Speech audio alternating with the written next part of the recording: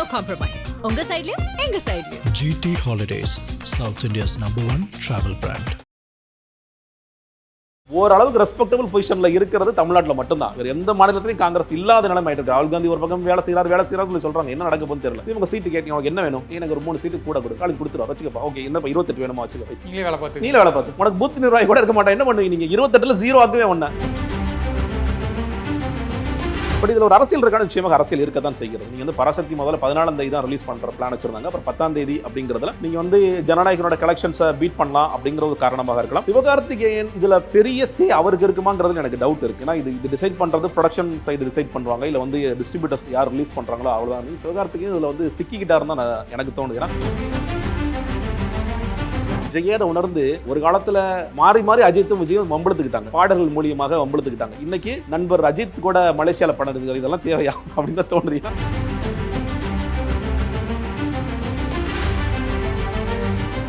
வணக்கம் சார்.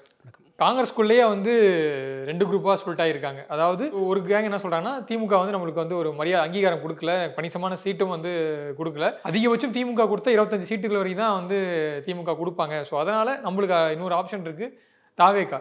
உடனடியான பலன் தரலைனாலும் ஃபியூச்சரில் வந்து கண்டிப்பாக விஜய் வந்து ஒரு பெரிய யூஸ்ஃபுல்லாக இருப்பார்னு சொல்லிட்டு தான் காங்கிரஸில் இருக்கக்கூடிய ஒரு சாரார் வந்து சொல்கிறாங்க. இன்னொரு சாரார் வந்து இல்லை, திமுக கூட்டணி தான் இன்டாக்டான கூட்டணி, இதில் தான் தொடர்ந்து விரும்புகிறாங்க. ஸோ காங்கிரஸ் எந்த அளவுக்கு விஜய் கூட போகிறதுக்கான வாய்ப்புகள் இருக்குது? ஏன்னா ஒரு புறம் பிரவீன் சக்கரவர்த்தி சந்திக்கிறாரு, எல்லாமே தொடர்ச்சியாக போயிட்டுருக்கு. இது வரைக்கும் டெல்லியிலிருந்து எந்த விதமான அசைவும் இல்லை. இப்போ மீண்டும் அவங்க அழுத்தி கூடுறது ஆட்சி அதிகாரத்தில் பங்குறது வந்து காங்கிரஸோட குரலாக ஒழிக்கும் அப்படின்றத திரும்ப சொல்லிட்டாங்க. அடுத்து என்ன நடக்கிறதுக்கான வாய்ப்பு இல்லை? அதில் நீங்கள் அந்த கேங்குன்னு சொல்கிறதுல எனக்கு உடன்பாடு இல்லை. அவ்வளோ பெரிய கூட்டம் விஜய் பக்கம் போகலான்னு சொல்கிறாங்களா சொல்ல ரொம்ப ஒரு குரூப் இருக்குது. பட் அதே சமயம் அந்த குரூப் மேலே நடவடிக்கையும் இல்லைங்கிறதையும் பார்க்குறேன். இப்போ கூட சொல்லும்போது சோகாஸ் நோட்டீஸ் நாங்கள் சர்வ் பண்ண போகிறோம்னு சொல்கிறாங்க. ஆனால் புரிஞ்சுக்கிறது இல்லை. என்னோட ஆதவர்ஜனா ரொம்ப ஓப்பனாக டிக்ளேர் பண்ணுறாரு. கரூர் ஸ்டாம்பீடுக்கு அப்புறம் வந்த முதல் கால் ராகுல் காந்தியோட கால்னு அவர் அந்த கிறிஸ்மஸ் விழாவில் சொல்கிறார். அப்போ ராகுல் காந்தி பேசுவாருங்கிறது அப்பொழுதுமே சொல்லப்படுது. ராகுல் காந்திக்கு இன்னுமே விஜய்க்கு எப்படி இவ்வளோ கூட்டம் வருது, அவருக்கு வந்து ஃபியூச்சரில் போகலாமாங்கிறது. இன்னொன்று விஜய்கிட்ட வந்து ராகுல் காந்தி பேசினது ஸ்டாலின் அவர்களுக்கு அப்பொழுது தெரியாது, ரொம்ப லேட்டாக தான் தெரியும். இது யார் அரேஞ்ச் பண்ணுறாங்கன்னா கேசி வேணுகோபால் அரேஞ்ச் பண்ணுறாரு. கேசி வேணுகோபாலுக்கு என்ன ஒரு பிளான்னா, கேரளாவில் நம்ம விஜய் பயன்படுத்திக்கலாம். நம்ம சிஎம் ஆகிறதுக்கு வந்து விஜய் வந்து வாய்ஸ் கொடுக்க சொன்னோன்னா கேரளா வந்து பிரச்சாரம் பண்ணட்டும், பாண்டிச்சேரியில் பயன்படுத்திக்கலாம், வேறு சில மாநிலங்களையும் பயன்படுத்திக்கலாம் அப்படிங்கிற ஒரு பிளான், ஒரு ஓவரால் பிளானில் பண்ணுறாரு. இதில் முழுக்க செல்வ பெருந்தகைக்கோ இல்லை தமிழ்நாடு நிர்வாகிகளுக்கு எல்லோருக்கும், இல்லை சீனியர்ஸாக இருக்க சிதம்பரத்துக்கோ இல்லை மற்றவர்களுக்கோ பெரிய விருப்பம் இருக்குமானா இருக்காது. ஏன்னா அவங்கள பொறுத்த வரைக்கும் திமுக இருந்தால் இன்னைக்கு திமுக கொடுக்குற சீட்ஸில் ஸ்ட்ரைக் ரேட் பெட்டராக இருக்கும். நீங்கள் ஓவராலாக காங்கிரஸ்க்கு எங்கே சீட்டு கொடுத்தாலும் ஸ்ட்ரைக் ரேட் ரொம்ப மோசமாக இருக்குன்னு பார்க்குறோம். அது பீகாராக இருக்கலாம், இல்லை யூபியாக இருக்கலாம், எல்லா இடத்துலையும் மோசமாக இருக்குன்னு சொல்லுவோம். இப்போ தமிழ்நாடு மட்டும் தான் ஓரளவுக்கு டீசெண்டாக இருக்குது. நீங்கள் பாராளுமன்றத்திலையும் வந்து இன்னைக்கு காங்கிரஸோட குரல் ஓங்கி ஒழிக்கணும்னா திமுக ஆதரவு இல்லாமல் அது நடக்கவே நடக்காது. அப்போ இதை நம்ம கெடுத்துக்கணுமா அப்படிங்கிற ஒரு இடத்துக்கு போவாங்க. ஏன்னா சிதம்பரத்துக்கு அடுத்து ராஜ்யசபா சீட்டு காலியாகும் போது அவருக்கு சீட்டு வேணும். அது யாரு கொடுப்பாங்க? திமுக தான் கொடுப்பாங்க. வேறு சில காங்கிரஸ் நபர்கள் உள்ள போகணும், எம்பி ஆகணும், தொடர்ச்சியாக எம்பியாக இருக்கணும். 2029 ஜெயிக்கிறோமோ ஜெயிக்கலையோ நம்ம வந்து ஆன்டி மோடி சென்டிமெண்ட்டில் மறுபடியும் அட்லீஸ்ட் பாராளுமன்ற உறுப்பினராக ஆகணும்னா கூட நமக்கு திமுக வேணுங்கிற இடத்துல இருப்பாங்க. விஜய் ஒரு ப்ரூவ் பண்ணாருன்னா, இப்போ நீங்கள் 10 சொல்கிறேன் இல்லையா, இல்லை விஜய் நீங்கள் சொல்கிற மாதிரி ஒரு 15-20 பண்ண வச்சுக்கோங்களேன், ஆட்டோமேட்டிக்காக நடக்கும். ஓகே, நம்ம திமுக தூக்கி போடுவோம்ப்பா, நம்ம விஜய் 22 வாய்ப்பு இருக்குது, நம்ம இந்தியா கூட்டணிக்குள்ள நம்ம அப்படி போகலாம் அப்படிங்கிற மாதிரியான சில விஷயங்கள் நடக்கும். இந்த நேரத்தில் நம்ம இருக்கின்ற இந்த சட்டமன்ற உறுப்பினர்கள்லாம் காலி பண்ணுற மாதிரி வேலைகளை நிச்சயமாக பண்ண மாட்டாங்க. இந்த குரூப்ஸ் அந்த ரொம்ப ஃப்ரிஞ்சாக தான் நான் பார்க்குறேன். அந்த ஃப்ரிஞ்ச் குரூப்ஸ்க்கு ஒரு ஆசை இருக்கிறது. ஆனால் இது தொடர்ந்துகிட்டே இருந்து இது மக்கள் பிரதிநிதியாக இருக்கக்கூடிய எம்பிஸே சொல்கிறாங்களே சார், சிலர் சொல்கிறாங்களே, அப்போ அதெல்லாம் எப்படி? இல்லைங்க, அதான் சொல்கிறேன். இப்போது நீங்கள் அவங்களுக்கு அடுத்தடுத்த டேர்மில் சீட்டு கிடைக்குதா கிடைக்கலையா அப்படிங்கிற கணக்கு எல்லாம் இதில் இருக்குது. இன்னொன்று, நீங்கள் இப்போ ஆட்சியில் பங்கு அதிகாரத்தில் பங்கெல்லாம் ஓகே தான், ஜெயிக்கிறோம்ல முதல்ல. நீங்கள் இருக்கிற 25 சீட்டும் கோவிந்தா ஆயிடுச்சுன்னு வச்சுக்கோங்க, என்ன பண்ணுவாங்க? இன்னைக்கு இருக்கிற எம்எல்ஏஸ் காலி ஆகிடுவாங்க. Right, okay. அடுத்த பாராளுமன்றத்தில் திமுக வந்து காங்கிரஸ் இனிமேல் சப்போர்ட் பண்ண வேண்டிய அவசியம் இல்லை, நம்ம தனியாக செயல்படலாம். இது எல்லாமே காங்கிரஸுக்கு இன்னைக்கு ஓரளவுக்கு ரெஸ்பெக்டபிள் பொசிஷனில் இருக்கிறது தமிழ்நாட்டில் மட்டும்தான். வேறு எந்த மாநிலத்திலையும் காங்கிரஸ் இல்லாத நிலைமை ஆகிட்டு இருக்கு. ராகுல் காந்தி ஒரு பக்கம் வேலை செய்கிறாரு சொல்கிறாங்க. என்ன நடக்க போகுதுன்னு தெரியல. இன்னொன்று இன்னைக்கு நீங்கள் பார்க்கலாம், பிரியங்கா காந்தி அவங்களோட பையனுக்கு வந்து ஒரு திருமணம் நடக்க போகுதுன்னு சொல்கிறாங்க. அதை இன்னைக்கு எழுத ஆரம்பிச்சாங்க பாஜக காரங்களா, அவங்க ஒரு இஸ்லாமிய பெண்மணி, அப்போ நீங்கள் காங்கிரஸ் யாருக்கான கட்சியாக இருக்கிறாங்கன்னு சொல்லிட்டு. ஏன்னா அங்கே ஹிந்து ஓட்ஸ் கன்சாலிடேஷன் பண்ணக்கூடாதுன்ற அளவுக்கு வேலை பார்த்துட்டு இருக்காங்க. அந்த மாதிரியான ஒரு சூழ்நிலையில் தமிழ்நாடு மட்டும்தான் தமிழ்நாடு கேரளா மட்டும் தான் உங்களை ஓரளவுக்கு பிடிச்சிருக்குங்கும் போது இந்த மாதிரி ரிஸ்க்கை காங்கிரஸ் எடுக்குமா அப்படிங்கிற ஒரு கேள்வி இருக்கிறது. அந்த ரிஸ்க் அவ்வளோ சீக்கிரம் எடுத்துட மாட்டாங்க. இன்னொன்று நீங்கள் சொல்கிற மாதிரி ஒருவேளை இது நடந்தால் பாதி பேர் அப்படியே போய் திமுக ஐக்கியமாயிரும்னு நினைக்கிறேன். நான் செல்வ பெருந்தகை தலைமையிலே போய் வாங்கப்பா, நம்ம எந்த தரம் என்ன பண்ணோம், எப்படி இருந்தாலும் முதலமைச்சரை புகழ்ந்து பேச போகிறோம், வாங்க நம்ம ஸ்ரீபெரும்புதூர் எனக்கு சீட்டு வேணும், இல்லை எக்மோர் எனக்கு சீட்டு வேணும், வா போய் நிற்கலாம் அப்படிங்கிற இடத்துக்கு போயிடுவாங்கன்னு நினைக்கிறேன். அந்த ரிஸ்க்கை கண்டிப்பாக காங்கிரஸ் எடுக்காது. மீறி ஒருவேளை நான் 1% எடுத்தாங்கன்னா இது பெரிய ஸ்பிளிட்டாக தான் இது காங்கிரஸ்குள்ளே நடக்கும். இல்லை காங்கிரஸ்குள்ளே இருக்கிற இந்த மாதிரி வாய்ஸஸ் வந்து திமுக கூட்டணியிலேயே ஒரு சலசலப்பை ஏற்படுத்தியிருக்கல சார். இப்போ ரீசெண்டாக பார்த்தீங்கன்னா மாணிக்கம் தாக்கூர் ஆமா, post ஆமா, போட்டாரு. அதாவது ஆமா. வந்து யாரும் லட்சுமண ரேகையை தாண்ட வேண்டாம், ஆமா. நீங்கள் வந்து கூட்டணி குறித்து எங்கள் கட்சி குறித்து நீங்கள் கருத்து தெரிவிக்காதீங்கன்ட்டு அதுவே வந்து இங்கே இப்போ ட்விட்டர்லாம் வந்து பயங்கரமான ஒரு காரசாரமான கான்வர்சேஷனாகவே போயிட்டுருக்கு திமுக இருக்கக்கூடிய நிர்வாகிகளுக்கும் அதே போல் காங்கிரஸ் நிர்வாகிகளுக்கும். ஸோ இது திமுக கூட்டணியை அசைச்சு பார்க்குதா இந்த மாதிரியான சின்ன சின்ன வாய்ஸ் கூட? இந்த வாய்ஸஸ்க்கெல்லாம் பின்னாடி ஒரு கதை இருக்குங்க. நீங்கள் மாணிக்கம் தாக்கூர் வந்து எவ்வளோ கஷ்டப்பட்டு ஜெயிச்சா நமக்கு தெரியும். நம்ம நிறைய பேர் என்ன நினைக்கிறோம், இது வந்து விஜயகாந்த் இருக்கிற அந்த அனுதாப ஓட்டுகள் காரணமாக அவரோட பையனுக்கு அதிகமான ஓட்டுகள் போட்டாங்க. அது மட்டும் காரணம் அல்ல. திமுக வேலை செய்யலை. திமுக மாணிக்கம் தாக்கூர் வேலை செய்ய வேணாம். ஏன்னா அவர் ஒரு பெரிய சர்வேலாம் எடுத்து அப்போ ஏதோ ஒரு கோளாறு பண்ணிட்டு வந்தார் கூட்டணிக்குள்ள. மாணிக்கம் தாக்கூர் காலியான ஆயிட்டு போறாருன்னு திமுக முடிவு பண்றாங்க. இப்போ கூட நான் அதான் சொல்றேன், நீங்க இந்த இப்பயும் ஓகே இவங்க திரும்ப திரும்ப வாய்ஸ் அவுட் பண்ணிட்டாருன்னு வச்சுக்கோங்களேன். திமுக சீட்டு கேட்டு உனக்கு என்ன வேணும், எனக்கு ஒரு 3 சீட்டு கூட கொடுங்க, ஸ்டாலின் கொடுத்துருவா வச்சுக்கப்பா, ஓகே என்னப்பா 28 வேணுமா வச்சுக்க, ரைட் நீங்களே வேலை பார்த்து நீல வேலை பார்த்து உனக்கு பூத் நிர்வாகி கூட இருக்க மாட்டேன், என்ன பண்ணுவீங்க நீங்க 28ல் 0 ஆக்கவே ஒண்ணு திமுக பண்ண முடியுமா பண்ண முடியாதா? அந்த உள்ளடி வேலைகளை எல்லா கட்சியும் பண்ணுவாங்க. பாஜக பண்ணுவாங்க, அதிமுக பண்ணுவாங்க. ஸோ இந்த ரிஸ்க் எல்லாம் வந்து திமுக எடுப்பாங்களா? ஏன்னா ஏற்கனவே கேனர் போன்றவர்கள் இந்த சுமை எங்க நம்ம சுமக்கணும், சுமையை கழட்டி விடுங்க. இன்னொன்று இது பாராளுமன்ற தேர்தல் இல்லை. இந்த தேர்தலில் ராகுல் காந்தி தான் பிரதமர்னு சொல்ல வேண்டிய அவசியம் இல்லை. இதில் ஸ்டாலின் தான் முதலமைச்சர் வேட்பாளர்ங்கிறது எல்லாருக்குமே தெரியும்.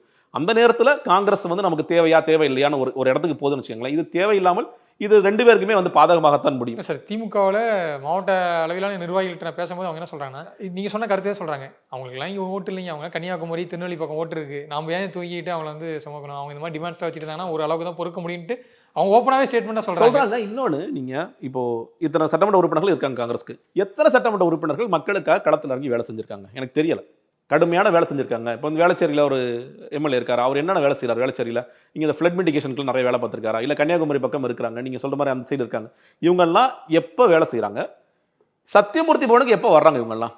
அப்போ தேர்தல் ஆரம்பிக்க போது இப்போ வாப்பா பிப்ரவரி மாதம் போய் உட்காந்து சத்தியமூர்த்தி பவனில் போய் உட்காந்து நம்ம சீட்டு வாங்குவாங்க. யாரெல்லாம் பிடிச்சி யார் கையில் விழுகணும்னு தெரியல. தெலுங்குந்தை காலில் விழுகணும், அவர் காலில் விழுகணும், நம்ம இவர் சிதம்பரம் டீம் ஒன்று இருக்குது, தனியாக இவர் டீம் ஒன்று இருக்குன்னு அந்த டீமில் போய் நம்ம யாரை எப்படி கரெக்ட் பண்ணணுமோ வாங்கிடலாம். இப்போ பிரவீன் சக்கரவர்த்திக்கு இருக்கிற கோவம் என்ன? எம்பி சீட்டு கேட்குறாரு, கொடுக்கல, ரைட் ஓகே கிளப்பி விடுன்னு ஒன்று கிளப்பிறாரு. இப்போ இவங்க எல்லாருக்குமே வந்து பின்புலத்தில் எல்லாருக்கும் அந்த ஒரு ஹிடன் அஜெண்டா இருக்குது. இது ஒட்டுமொத்தமாக இது நமக்கு திமுக தீங்கு செய்து. திருச்சி வெளிச்சாமிக்கு என்ன பிரச்சனை? இப்போ அந்த பிரச்சனை எப்பயிலேருந்தே பிரச்சனை இருக்குது அவருக்கு. நான் திமுக திட்டிகிட்டே தான் இருப்பேன், அது எந்த கூட்டத்தில் இருந்தானே கூட்டத்தில் இல்லாட்டி என்ன? ஏன் ஒரு காலத்தில் ஈவிகே சிலங்கோன் என்ன பண்ணார்? திமுக பெரிய சுமை கலண்டது, நிம்மதியாக இருக்கின்றனர். அதே ஈவிகே சிலங்கோன் கடைசியாக வந்து எம்எல்ஏ சீட் அவங்க பையன் இருந்து அவர் இறந்து போலையா? அப்போ இதெல்லாம் தொடர்ச்சியாக காங்கிரஸ் இந்த மாதிரியான வாய்ஸஸ் வந்துட்டே தான் இருக்கும்.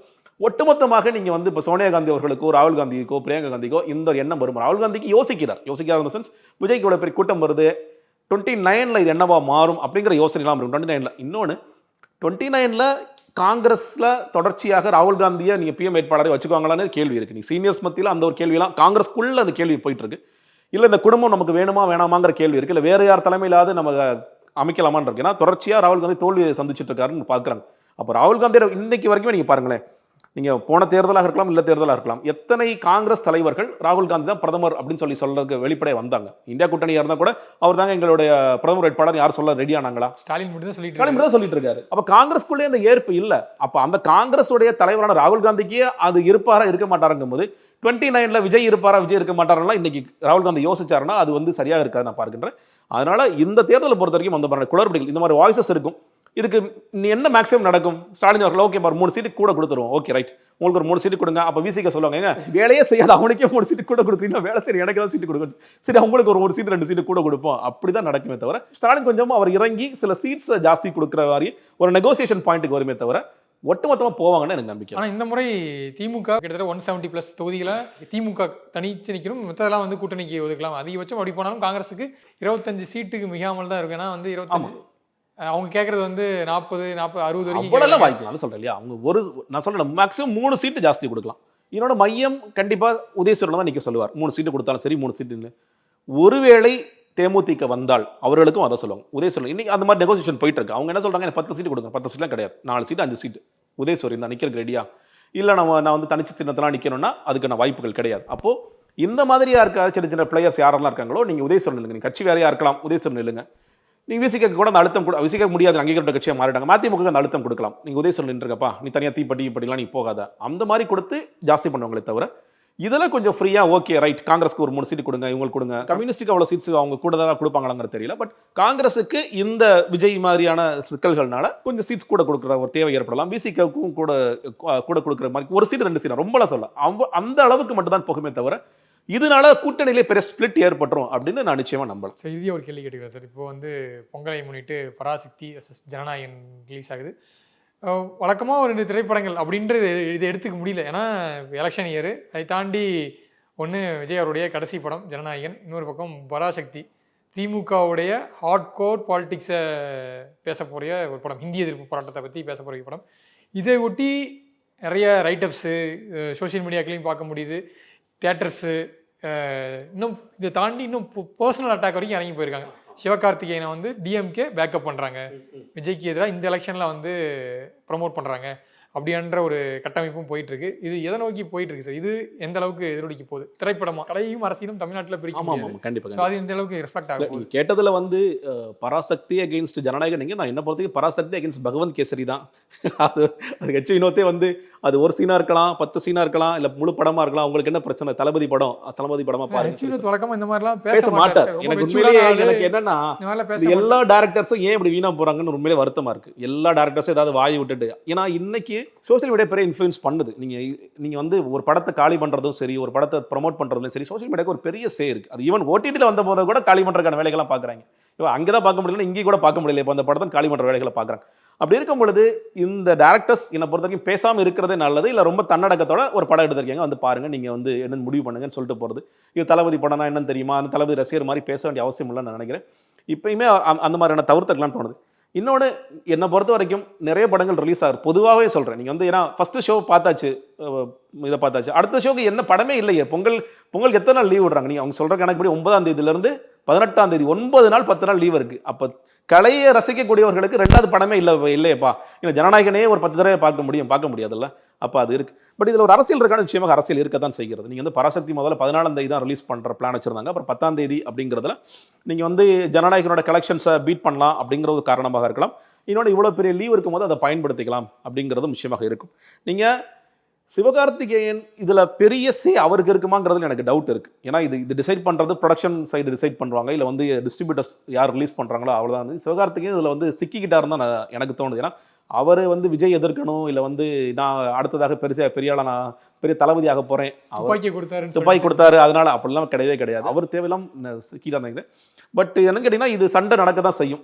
விஜய் ரசிகர்கள் என்னை பொறுத்த வரைக்கும் ரொம்ப இம்மெச்சூராக தான் இதை ஹேண்டில் பண்ணுறாங்க. நீங்கள் அது வந்து இப்போது சிவகார்த்திகேயனை கடிக்கணும், இவரை கடிக்கணும், அவரை கடிக்கணும், இது தேவையற்ற ஒரு விஷயம். நல்லா படம் இருந்தால் நீங்கள் தான் ப்ரமோட் பண்ணி ஓட வைக்க போகிறீங்க. அதை ஓட வைங்க. ஏன் ரிலீஸ் பண்ணுற அப்படின்னா அப்போ நீ உச்ச நட்சத்திரம்னு சொல்கிறதும் இல்லை கேரியர் உச்சத்தில் இருக்குன்னு சொல்கிறதும் பொய்யாயிடும். அவர் கேரியர் உச்சத்தில் இருக்குன்னா ஆட்டோமேட்டிக்காக நீங்கள் எதிர்பார்க்குற கலெக்ஷன்ஸ் வரப்போகுது. 400 கோடி 500 கோடி நீங்கள் கதை சொல்ல போகிறீங்க, அதெல்லாம் நடக்க தான் போகுது. அதனால் விஜய் ரசிகர்கள் ஏன்னா அவர் சிவகார்த்திகேயன் எலெக்ஷனில் நிற்கல, நீங்கள் தான் எலெக்ஷனில் நிற்கிறீங்க.